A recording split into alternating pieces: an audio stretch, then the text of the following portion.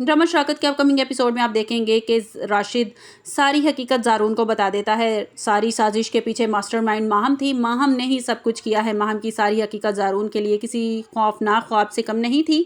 वो जानता था कि माहम हसद और जलन का शिकार है, लेकिन ये नहीं जानता था कि माहम इस हद तक भी जा सकती है। राशिद बताता है कि माहम ने मुझे पैसे दिए थे रमीज़ को शफक के पीछे लगाने के लिए।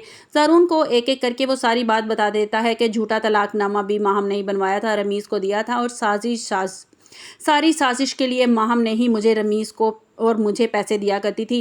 राशिद माहम की सारी हकीकत बता देता है, एक एक बात जो कुछ अब तक शफक के साथ होता रहा है। जब से तुम्हारी शादी शफक से हुई है, इसके पीछे सिर्फ और सिर्फ माहम का हाथ है। माहम एक जालिम और संगदिल औरत है। वो सिर्फ अपने बारे में सोचती है, उसको किसी का कोई ख्याल नहीं है।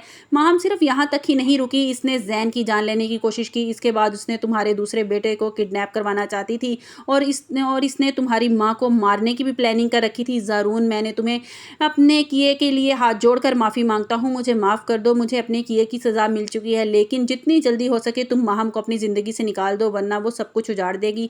अगर मेरा एक्सीडेंट ना होता, मैं हॉस्पिटल में ना होता, तो शायद अब तक शफक किडनैप हो चुकी होती, क्योंकि माहम ने ये प्लान कर रखा था कि शफक को किडनैप करवा देगी और किसी नामालूम जगह पर फिकवा देगी जहाँ शफक कभी वापस ना आ सके।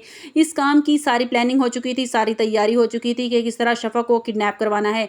इसलिए उसने मुझे पैसे भी दे दिए थे और मैंने अगले बंदे तक ट्रांसफ़र भी कर दिए थे। ये सारी बातें ज़ारून चुपचाप खड़ा सुन रहा होता है। राशिद की माँ ज़ारून से माफ़ी मांगती है कि ज़ारून, मुझे भी और मेरे बेटे को भी माफ़ कर दो। शफक एक बहुत अच्छी और मुखलिस औरत है। इसने आज तक कभी किसी मर्द की तरफ गलत नज़र से नहीं देखा। आज तक जो तुमने देखा, जो समझा, सिर्फ और सिर्फ वो देखा जो माहम तुम्हें दिखाना चाहती थी। ये सब सुनने के बाद ज़ारून जब घर वापस आता है तो शदीद गुस्से में होता है। वो माहम को आवाज़ देता है, माहम बाहर निकलो, मैं तुम्हारी ज़िंदगियों में फसाद और दूसरों को बर्बाद करने के अलावा और कुछ नहीं आता। तुम्हारी वजह से हर इंसान बेसकून हुआ।